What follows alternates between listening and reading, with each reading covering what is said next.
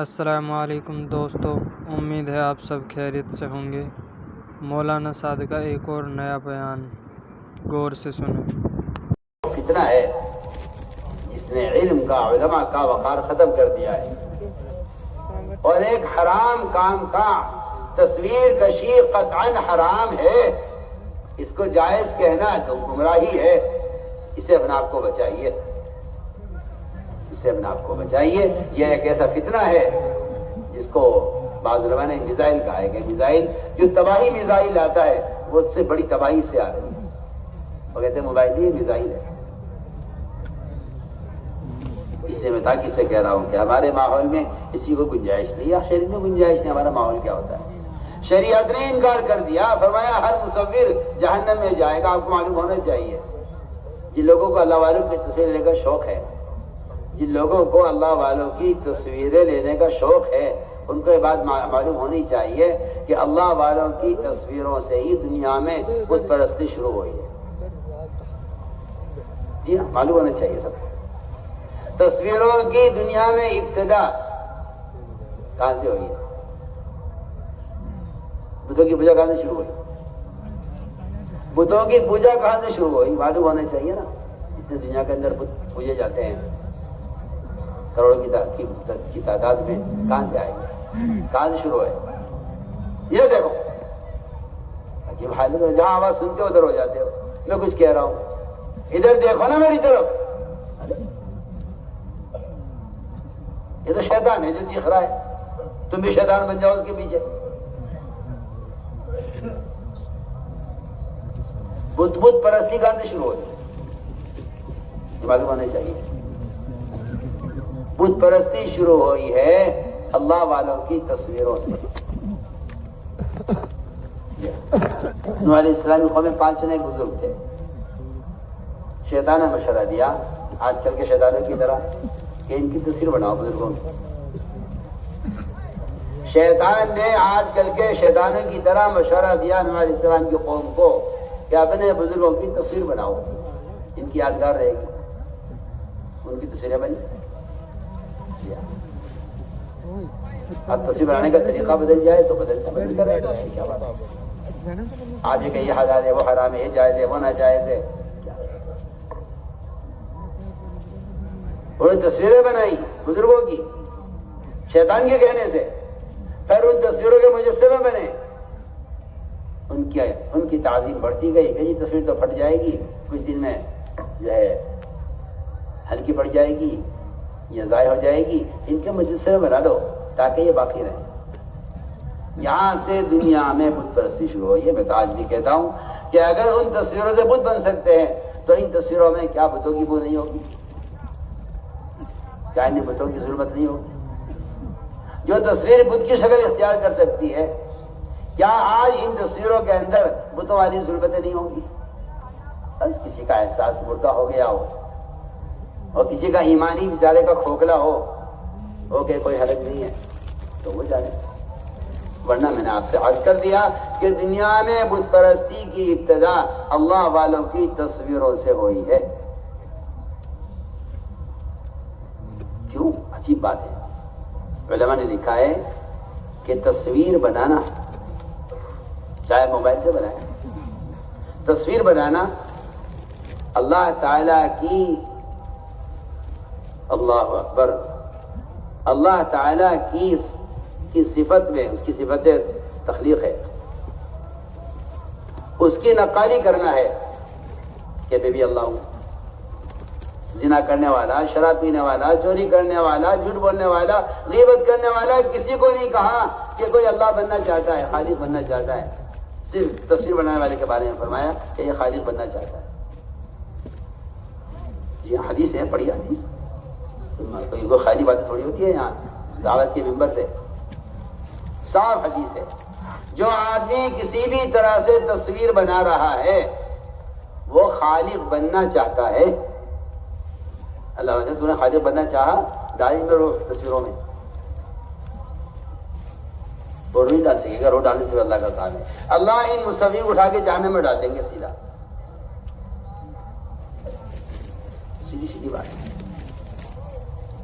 یہ لکھا مولانا جو ہے بدر عالم تجوان سننا میں تصویر کشی پر یہ لکھا ہے اور جو ہے نقل کی ہے کہ مصور اللہ بننا چاہتا ہے کسی شراب پینے پر، زنا کرنے پر، جھوٹ بولنے پر، غیبت کرنے پر، کسی کبیرہ گناہ پر وہ عذاب نہیں ہے جو عذاب تصویر لینے پر ہے۔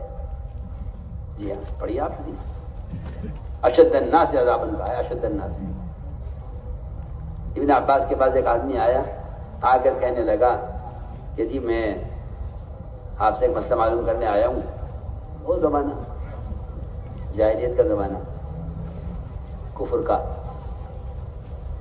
وہ بیچارہ کبھی زمانے جاہلیت میں اس کا کام ہوگا تصویر بنانا، تصویر بنایا کرتا تھا۔ اس نے آ کر مسئلہ معلوم کیا ابن عباس رضی اللہ عنہ سے کہ جی اب میں اسلام لے آیا ہوں، مگر میرا جو طریقہ ہے، میرا جو پیشہ ہے، میری جو آمدنی کا ذریعہ ہے، وہ تصویریں بنا کے بیچتا ہوں، اس کے مجھے پیسے ملتے ہیں۔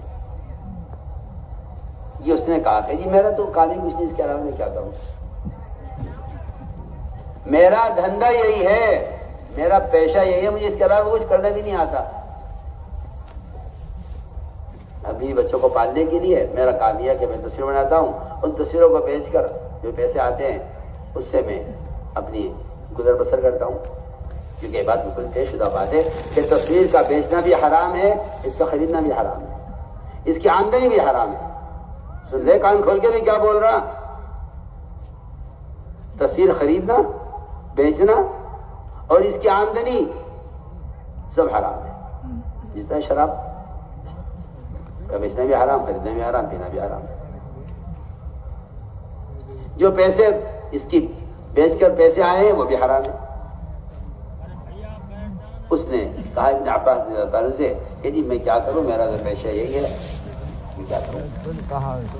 انہوں نے یہ نہیں کہا بھائی مجبوری ہے، حالات ہے، آج کل کی زمانہ بدل رہا ہے اور مجبوری ہے، آؤ بھائی بیٹھ کے سوچ لو، بھائی پریشانی آ رہی ہے مسلمانوں پر، آ جاؤ بیٹھ کے ذرا غور کر لیا جائے اور بیٹھ کر سوچ لیا جائے، چلو فلاں کے مذہب پہ عمل کر لیا جائے، فلاں کے مذہب پہ مسئلہ بتا دیا جائے۔ یہ وہاں یہ کچھ نہیں ہوتا تھا، وہاں یہ تو زمانے میں ہوتا ہے۔ مجبوریوں کا دین کیا، کافروں کے تابع کر دو دین کو اور کہتے رہو ہاں ہم دیندار ہیں۔ انہوں نے یہ نہیں کہا مجبوری ہے۔ ابن عباس نے بتایا کہ تصویر کی آمدنی حرام ہے۔ کیا کہا اس نے؟ تصویر لینا تمہارا، بنانا تصویر حرام ہے۔ وہ تو سنتے ہی اس کی تو دل کو اٹیک ہو گیا اس کے، اور وہ لمبے لمبے سانس لینے لگا، جو روایت ہے میں آپ کو نقل کر رہا ہوں۔ اور اس سے تو پریشان، اور اس پہ اتنا بوجھ پڑا کہ وہ لمبے لمبے سانس لینے لگا۔ وہ کہ جی میں تو ہلاک ہو گیا، میں کیا کروں، کوئی گنجائش ہے؟ کہ نہیں، کوئی گنجائش نہیں ہے۔ آپ کا عمل بھی حرام ہے، آپ کی آمدنی بھی حرام ہے، آپ کا تصویر بنانا بھی حرام، بیچنا بھی حرام، خریدنا بھی حرام۔ سنیں موبائل والے، سنیں میں کیا بول رہا ہوں۔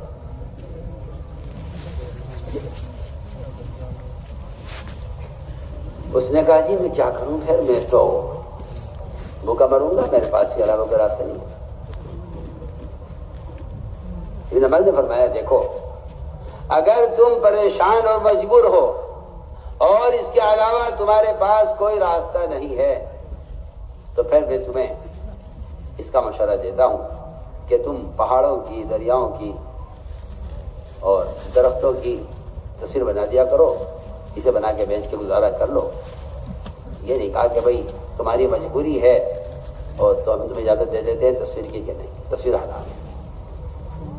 اگر تجھے کرنا ہی ہے یہ کام تو پھر ان چیزوں کی تصویر بنا جن میں روح نہیں ہے، جانور کی، انسان کی، کسی بھی روح والے کی تصویر کا بنانا قطعاً حرام ہے۔